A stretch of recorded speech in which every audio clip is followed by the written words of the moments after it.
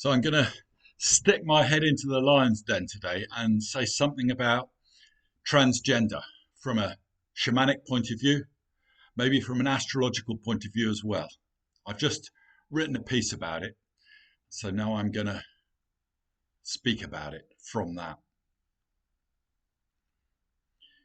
Shamanism begins with remembering that we belong to the natural world. It can sometimes seem like it begins with knowing who your power animal is and who your spirit guide is. Well, sometimes we know these things. Some days we don't. Sometimes it's enough just to know there's something working through us. But it's not really where we begin. We begin by remembering that we belong to the natural world. We're part of it. And you don't, well, in a way, you don't need to say that to indigenous people. It's part of the air they breathe. But of course, they forget it as well, which is why you have ceremonies and all the rest of it, because they get busy, and you end up seeing nature as a thing to be exploited so you can feed yourself. That's understandable. We need to remember we're all part of the same thing. And she takes care of us. She provides the conditions through which we can continue to live. So we learn to trust her.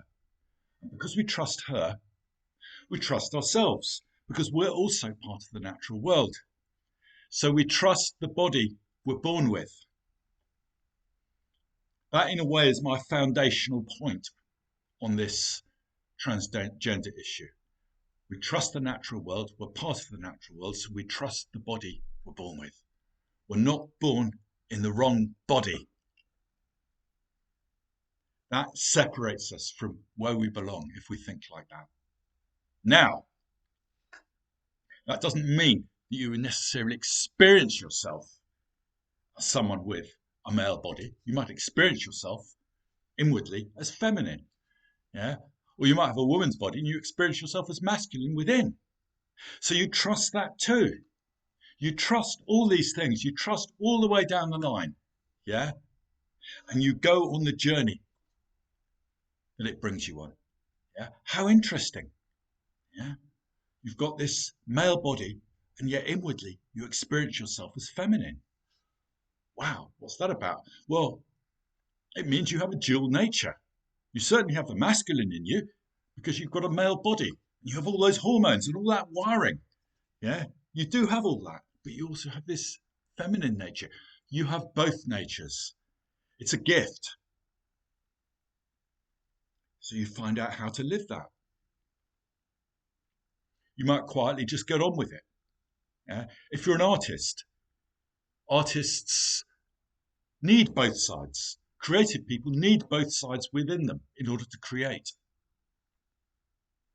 Some people will want to present themselves as the opposite gender to their physicality. Fair enough. Some people won't. Some people will want to do it some of the time. There's all these possibilities. And of course, if you present yourself as the opposite gender, some people will really like that. It enriches life. It's like, wow, here's someone different, and you can feel if it's real. Yeah. Other people, they don't like difference. Yeah. Humans a lot of people, they want to know what's what. And if you're somewhere in the middle or both, that's a kind of threat to them, and they will taunt you, yeah, if they're uncivilized. Hopefully, someone will haul them in and do their best to stop them and explain to them. But if you do have both sides, not only do you have this broader perspective that people can look to, but you need to learn to bear the taunts of some people. You need to let their arrows bounce off you, because it will happen. And it forges you. It forges your character. It's a warrior training, this, not minding what other people think. Very few people can do that. But if you base your life around what other people think, you're trapped. Yeah? For freedom, you need to have your own authority, yeah, your own valuing. And yeah, okay, it's a bit ouchy, it's a bit unpleasant, but basically you can let it bounce off you. So it's a great warrior training if you're a bit different in some way or another. Yeah, I don't think it's the answer to insist that other people see you how you want them to see you. Now, it is a gift. It's if this other side is within you, it's ceremonial, it's spirit, it's this archetypal power working through you. And that's why it's creative as well. And if you present yourself as the opposite sex, that in a way is ceremony. That has a power. And I don't think this is understood. People just think, oh, I must be in the wrong body. It literalizes it. It's because we don't understand ceremony and we don't understand spirit anymore. What we do with it, this experience, is we try to literalize it. We think, I must be in the wrong body. Nature's made a mistake. We're very good at saying nature's made a mistake and has got it wrong. Even with people who live like with, we call short eyesight.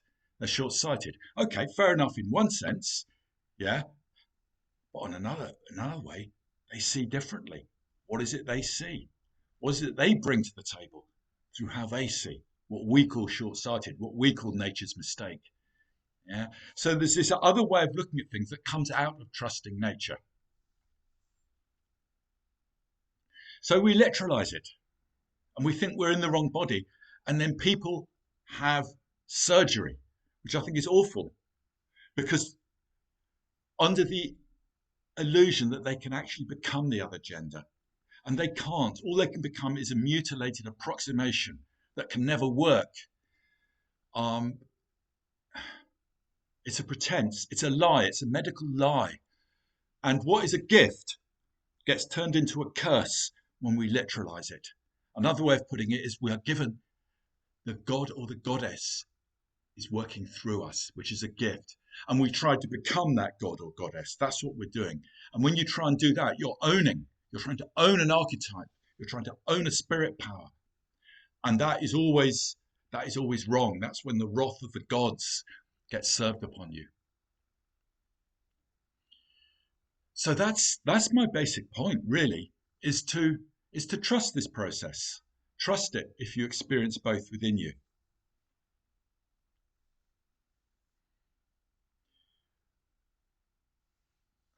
Astrologically, Mars and Venus. Well, another thing, yeah, okay, there's a number of tacks I could take here. First of all, identity. Identity isn't such a big deal.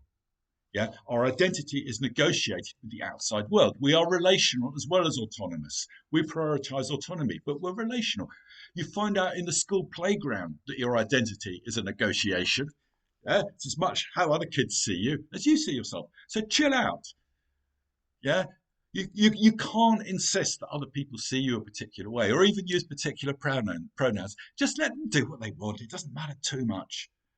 Yeah, let them feel comfortable. Don't let them feel they have to walk on eggshells in case they use the wrong bloody pronoun. Really, it doesn't matter. Yeah, ultimately, gender is fluid. Gender is fixed. It is an ancient distinction, and people need that distinction. It goes back hundreds of million years. If you grew up on a farm like me, you know that gender associated behavior is a biological reality. It's not a social construct. Yeah? And we need to honor that. Yeah, that's important, and people need to know this. They're exploring that particular identity. It may well be limited, but that's what they're born with. But then eventually, something more fluid may arise. In fact, it arises naturally in the second half of life for a lot of people. Men encounter their Venus, women encounter their Mars. Sometimes it's the other way around because there's always exceptions, but by and large. So men encounter their Venus. We learn how to listen to ourselves, listen to our feelings. And through that, we learn to listen properly to other people. We didn't realize, when you just listen to the words, you're not listening. You need to listen with your being. You soften up, you open up, you become more feminine, and that makes you more whole. That's what men do. Women encounter their Mars. They start to know what they want to do, separate in away from their children. Who am I? Now my children have left. And I no longer feel obliged to take care of everyone around me. Yeah, I don't need to please anymore. I have my own life to live, and that is Mars. So we become both quite naturally in the second half of life. Although it's a bit of a journey, because it is also ourselves. It is, a male femininity is not the same as a woman's femininity. It's like an archetypal power that visits us, that we come into a relationship with. I can't say so much about the woman one, because I'm not one. Okay, that will do for now.